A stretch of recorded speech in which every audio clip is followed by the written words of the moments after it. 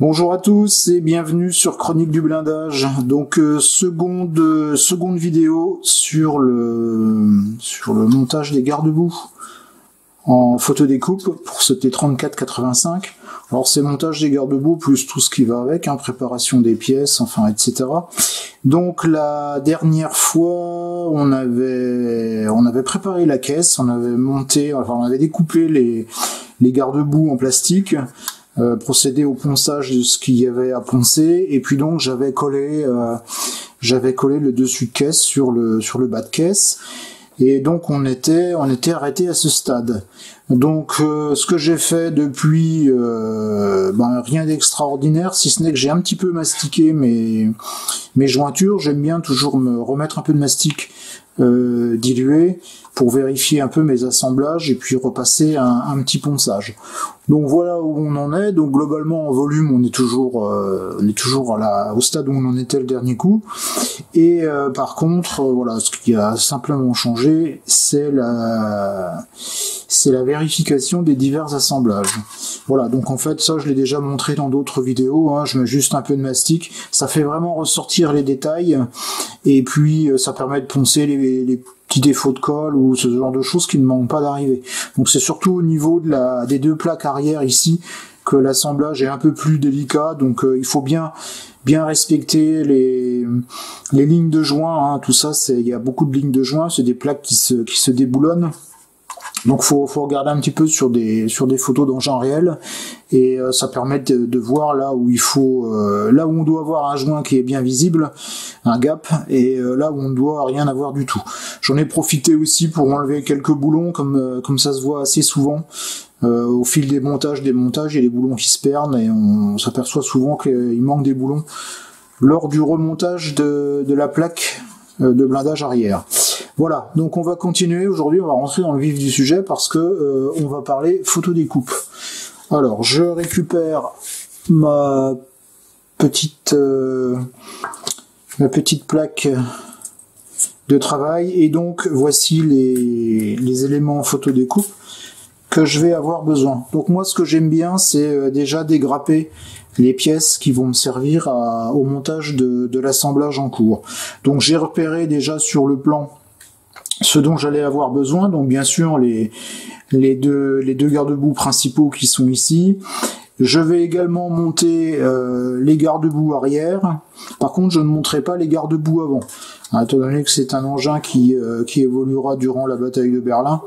Donc je préfère laisser quelques dommages, donc je déformerai un petit peu, comme je l'avais dit dans la précédente vidéo, je déformerai un petit peu les garde-boue de façon à ce que leur remplacement par des éléments photodécoupe soit justifié. Alors ce que je vais faire, je vais commencer par dépolir mes pièces en laiton. C'est important pour que la peinture puisse bien accrocher, et éventuellement la soudure si on est amené à souder les pièces laiton. Alors en fonction du type de pièce, j'utilise différentes choses. Ici on est sur de la pièce laiton relativement grosse, du coup je vais utiliser un morceau de tampon à récurer, ça va très bien. Donc je dépolis bien mes pièces. Voilà. Ensuite je passe sur cette planche, donc j'ai deux types de garde-boue différents, donc je vais sélectionner ceux-là. Hop. Donc pareil, je dépolis, et ensuite je vais passer aux petites pièces. Alors il va me falloir les petites entretoises qui sont ici, donc là vous voyez ici je vais plutôt utiliser un stylo fibre.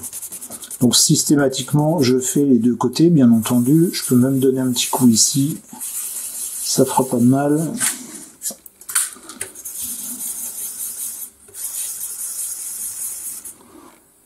Voilà, donc mes pièces sont apprêtées. Je vais passer au découpage. Alors pour dégrapper mes pièces laiton, moi j'utilise un cutter à lame plate sur un tapis de découpe. Ça me va bien, je trouve que ça va plutôt bien. Puis en ayant la technique, on ne déforme pas les pièces. Donc je vous montre ça. Hop. Voilà, donc pour découper mes pièces, hein, donc j'utilise mon fameux cutter à lame plate. Et donc je viens à ras de la pièce. Et voilà. C'est pas plus compliqué. Alors il y a bien sûr toujours un petit peu de ponçage à faire. Je vous remontre ici. Alors j'utilise pas la lame directement à l'horizontale sur l'ergot à couper, mais je donne un léger angle. Alors je vais bien me positionner sur la caméra. Je vais même regarder d'ailleurs si je peux pas zoomer encore un petit peu. Hop, là c'est flou. Voilà. Donc en fait ce que je fais, voilà. Je viens un petit peu en biais, je me mets au ras de la pièce à couper pour avoir le minimum à poncer. Je suis un petit peu en biais, hein, donc j'attaque pas directement comme ça. Et voilà, c'est pas plus compliqué. Voilà, on entend le petit clic qui va bien. Alors je vais dézoomer un peu parce que je vais être rapidement, hop, hors caméra, voilà. Ici. Bon, ça, ce sont des grosses pièces, hein, ça va relativement bien à dégrapper. Pour les petites pièces, c'est exactement le même principe. Voilà. La pièce est dégrappée. Donc, ce que je vais faire, c'est que je vais procéder au dégrappage de l'ensemble des autres pièces. Voilà, donc toutes mes pièces nécessaires au montage des garde-boue sont dégrappées. Donc maintenant, je vais devoir procéder au ponçage des éléments restants, des petits ergots de fixation. Alors moi, je ponce avec du papier de verre 320. Ça va très très bien. Donc j'ai une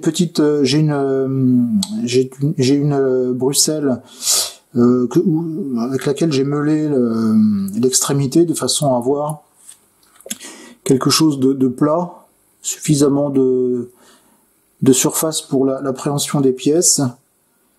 Voilà, donc je me mets au ras pour éviter de les plier. Je prends mon papier et alors je ponce toujours en biais, voilà, dans un sens et dans l'autre. Encore une fois, j'attaque pas franco la pièce. Donc pour éviter d'avoir trop de résistance. Alors parfois il est nécessaire de chercher où sont les petits ergots à poncer, parce que si la découpe s'est faite, voilà, c'est fait au plus près, on a du mal à les voir. Alors on les verra à la peinture, les artifices de peinture feront sortir les défauts, mais il est nécessaire là de les chercher à la main. Donc il suffit simplement de passer son doigt sur le bord et on arrive facilement à les trouver parce que ça picote. Voilà. Donc je termine avec le dernier côté ici. Alors là c'est un peu plus délicat. Voilà.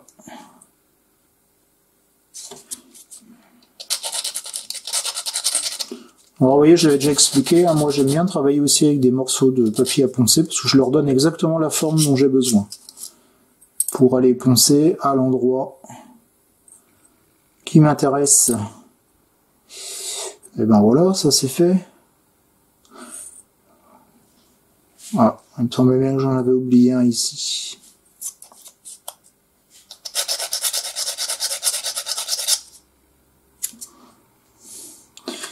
Voilà, donc là je viens de terminer le ponçage d'un des garde-boue, donc il me reste toutes les pièces là à vérifier. Je vais faire ça tranquillement et bien on se retrouve après. Voilà, donc j'ai terminé de préparer mes pièces. Alors ce que je fais moi généralement, c'est que lorsque j'ai préparé un certain nombre de petites pièces, que ce soit en laiton ou en plastique, je les place par thème dans un petit contenant. Ici c'est un petite barquette en alu ronde. Ça évite de les disperser, notamment pour les plus petites. Et puis donc voilà, ça permet de savoir toujours où on en est. Donc souvent, ce que je fais aussi quand je ponce mes pièces, notamment les plus petites, je parle pas des plus grosses. Par exemple, ici, ce sont les petites entretoises qu'il faudra fixer sur les garde-boue. On verra ça plus tard. Je les compte. À chaque fois, je les compte pour être sûr que j'ai toujours le bon compte lorsque je manipule toutes ces petites pièces. Voilà, donc je les mets aussi souvent, c'est peut-être un peu de la maniaquerie, mais je les classe aussi souvent notamment pour les plus petites, je les classe par type. Donc ici on a toutes les petites entretoises, donc il m'en faudra 7, et j'en ai bien 7, et puis j'ai celle-ci qui est aussi une entretoise mais d'un type différent, donc là on en a besoin de simplement d'une. Ici j'ai mes 2 garde-boue arrière qu'il faudra bien sûr mettre en forme, et sur lesquels il y aura des boulons à rajouter. Et puis ici, ce sont les éléments de fixation des garde-boue avant. Alors comme je l'avais dit tout à l'heure, les garde-boue avant seront enlevés, mais ces pièces restent puisqu'elles sont soudées sur la caisse. Donc en fait ici, ce sont les pièces sur lesquelles le flanc des garde-boue avant vient se boulonner. Donc ces pièces-là vont rester, les garde-boue sont enlevés. Alors pour l'instant, je vais mettre ça de côté et on va travailler sur les garde-boue proprement dit. Alors, ce que je fais, c'est que je vais vérifier au niveau de la longueur que tout passe bien. Normalement, oui. De toute façon, ce sont des pièces qui sont prévues pour cette maquette. Ok. Donc, voilà, il faudra que je me mette comme ça. Alors, sur les pièces en laiton, donc là je parle plutôt pour les gens qui n'ont pas trop l'habitude, on a aujourd'hui des gorges de pliage. Alors sur les premières planches de laiton qui ont existé, notamment sur les planches show modeling, donc là je m'adresse vraiment aux anciens. Tiens, ici il y a un petit défaut de ponçage, ça arrive. Il n'y avait pas donc ces gorges de pliage qui existaient, et c'était assez compliqué de faire un pliage correct.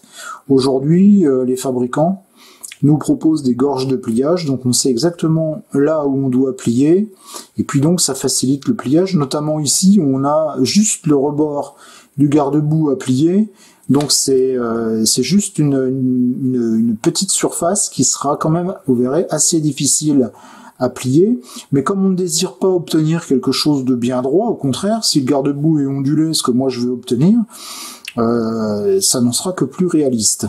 D'accord ? Donc voilà, pour plier les pièces, bien entendu, je vais utiliser une plieuse à photodécoupe.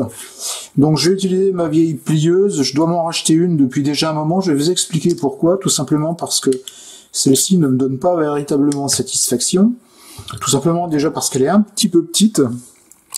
Voilà, je vais dézoomer un peu. Elle est un peu petite, donc pour ce type de pièce, ça passe tout juste, mais j'ai déjà plié des garde-boue un peu plus grands, notamment pour des JSU ou des choses comme ça, et là ça dépasse de part et d'autre, et c'est pas bon, c'est ennuyeux. Mais c'est pas véritablement pour ça que je veux la changer, c'est simplement parce que, et ça c'est un conseil que je vous donne si vous voulez acheter une plieuse à photodécoupe, nous n'avons qu'un élément de serrage. Ça veut dire quoi? Ça veut dire qu'en fait, le serrage va se faire sur le centre, et forcément ici, au milieu, je vais avoir du jeu. Aujourd'hui, les planches les planches de photodécoupe un peu plus longues possèdent deux éléments de serrage, et donc là, on a quand même un serrage qui est optimum. Bon, c'est tout. Je vais me débrouiller avec celle-ci. Ça va le faire quand même. Donc ce que je vais faire ici, étant donné que j'ai une zone à plier qui est relativement petite, même avec une gorge de pliage, je risque d'avoir quand même quelques difficultés. Donc je vais légèrement augmenter cette gorge de pliage avec tout simplement un cutter que je vais passer sans trop appuyer, histoire de bien marquer et de renforcer un peu cette gorge. Alors faut y aller mollo, sinon vous découpez, hein, carrément. Voilà, ça suffira, et je vais le faire une fois pour ce côté. Voilà. Je procède de même pour le second garde-boue.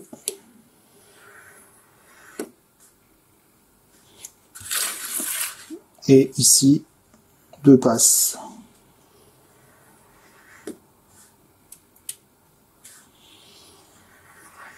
Voilà.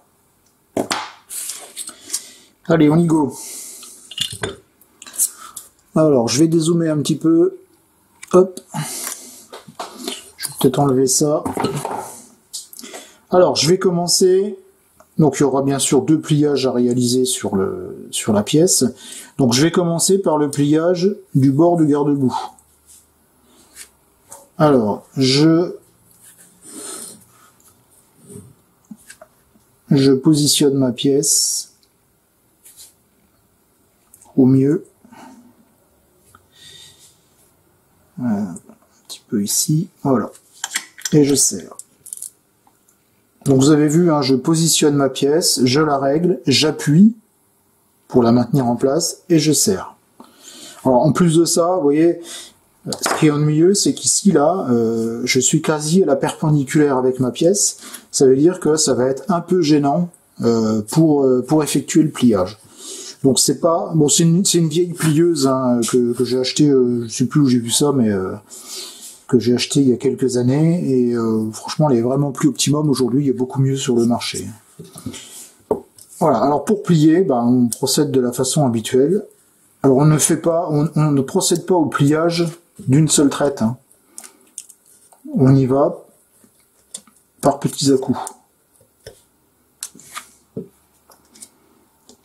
Vous voyez ici, j'ai mon garde-boue qui bouge, c'est ce que je vous disais tout à l'heure. C'est vraiment pas l'idéal.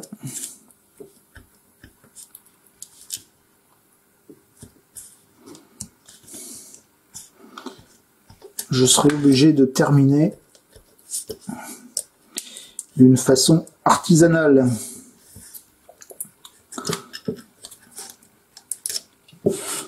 Alors ce que je vais faire, c'est que je vais bouger ma pièce, voilà, comme ça.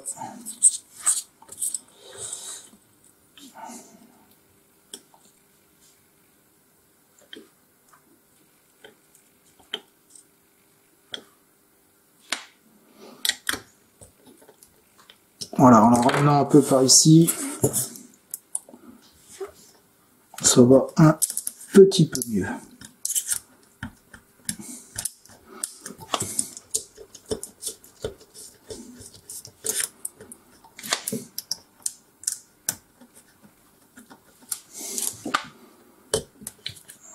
Et après, je procéderai de même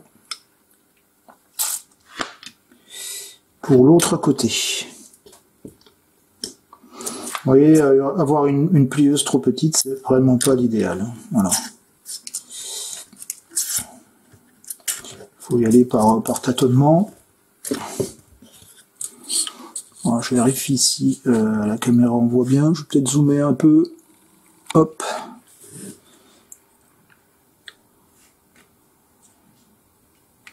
Donc là, je suis pas encore à 45 degrés. Hein. Je terminerai après, je vais vous montrer. L'important, c'est déjà de... Enfin, c'est même pas 45, c'est 90 degrés ici. 45 degrés, c'est pour le côté qu'on verra après. Nickel. Alors. Hop. Donc là, j'ai mon bord qui est pratiquement... Je dis bien pratiquement à 90 degrés. Pour terminer, je vais utiliser ma pince à bord plat et je vais finir, voilà, tout simplement, vous voyez, hop. Voilà, je procède toujours comme ça quand j'ai des éléments à plier qui sont assez petits. Donc, comme ici, le rebord est assez petit. Je vais essayer de zoomer un peu. Hop. pour vous montrer comment ça se passe. Alors j'espère qu'on voit bien, voilà, vous voyez, là je suis bien à 90 degrés. Et ici, je ne suis pas, enfin j'y suis presque, mais c'est pas encore optimum. Donc je vais terminer.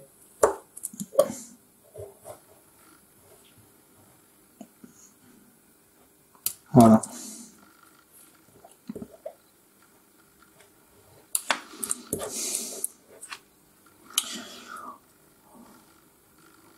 Voilà. Là j'ai fait le plus dur, puisque l'autre côté sera nettement moins ennuyeux à plier.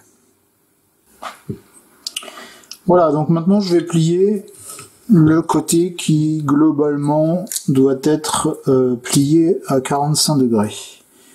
Après c'est tout, même opération, hein, si ce n'est que l'angle sera différent et qu'on aura un petit peu plus de facilité, tout simplement parce qu'on aura plus de matière. Voilà.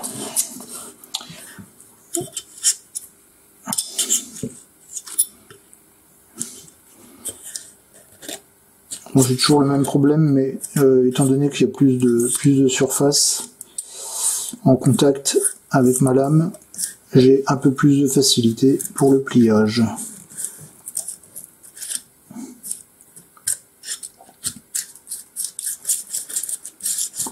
Alors je dois pas être mal, je vais vérifier. Non, ça me paraît un peu léger. Je vais faire un essai. Oui, non, c'est pas assez. Donc, pas de souci, on remet.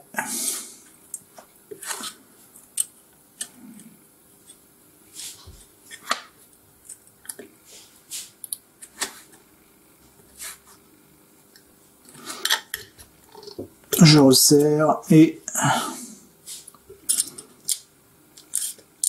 j'accentue le pliage. Je ferme mon angle. Voilà, en veillant bien quand même à ce que le pliage soit homogène. Je refais un essai.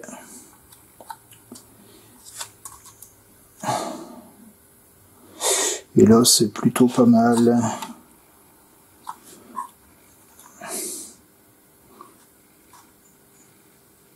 C'est même plutôt bien. Et ici...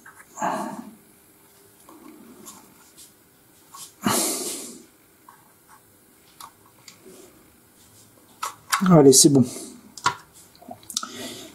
Alors, je vais maintenant déformer mon garde-boue pour lui donner un aspect un peu plus opérationnel. Donc, je replace la partie qui doit, elle, rester rectiligne dans ma plieuse. Hop. Je vérifie que, voilà, c'est OK. Et pour ce faire, je vais utiliser une pince à becqueron. Alors ici, voilà, ce que je fais, c'est que je viens tranquillement, hop, et je déforme en essayant de donner à chaque fois des orientations un peu différentes, de façon à avoir quelque chose qui fait un peu les vagues. Voilà, ici je vais déformer un peu plus parce que je suis dans une zone où je n'ai pas d'entretoise, et là, voilà.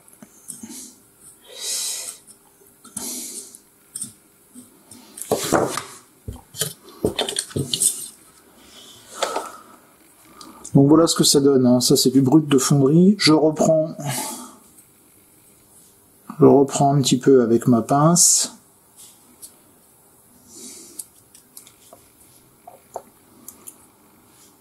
Là, je contrôle un peu mieux ce que je peux et ce que je veux faire. Ouais. Hop. Bon, globalement, je suis plutôt pas mal, hein.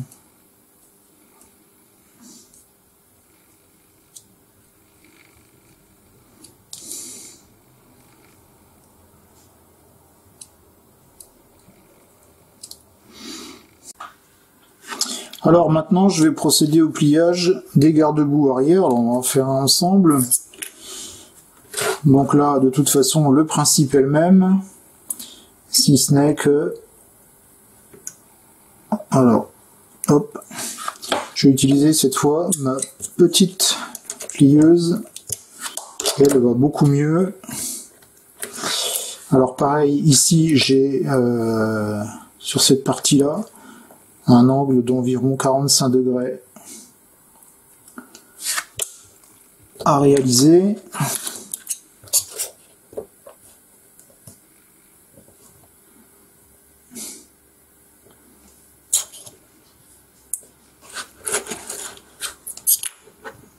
Voilà. Et par contre, ici, j'ai un angle de 90 degrés. Donc, je le mets sur le bord.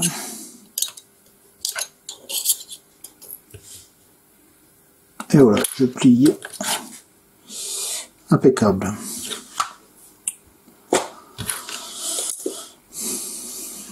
Donc là, je vais être sur cette partie-là.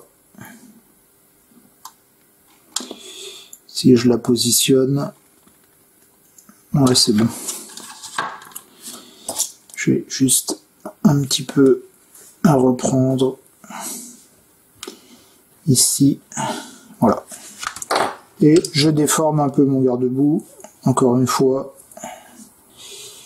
j'utilise ma pince à bourron. Donc vous voyez, j'y vais tout doucement, hein, tout tranquillou.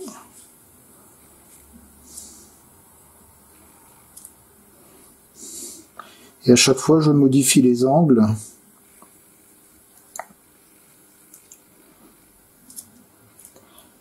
Pour éviter d'avoir quelque chose de trop rectiligne.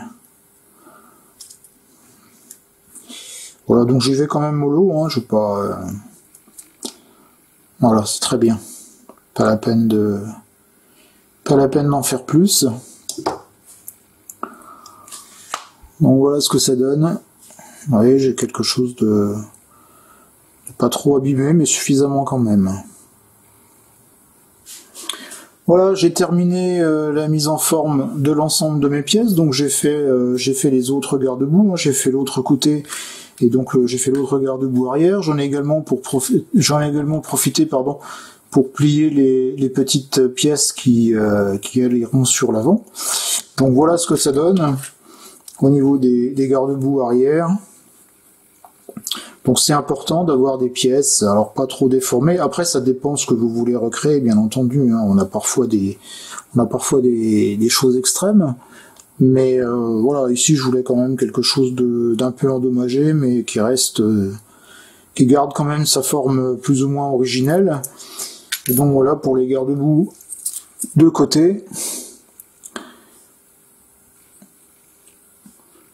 Donc pareil, hein, j'ai surtout travaillé, comme je viens de vous le montrer, sur la partie externe, puisque la partie interne étant soudée à la caisse, alors parfois elles sont arrachées, etc., mais là c'est des cas vraiment spécifiques.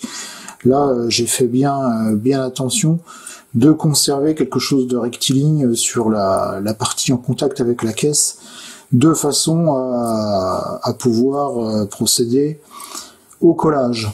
Donc justement le collage, eh bien nous verrons ça dans la prochaine vidéo. On va pas faire ça maintenant parce que ça prendrait trop de temps, la vidéo serait trop longue. Donc je vous propose qu'on se retrouve dans une troisième vidéo pour la réalisation du collage des pièces que nous venons de mettre en forme. Voilà, à très bientôt sur Chronique du blindage.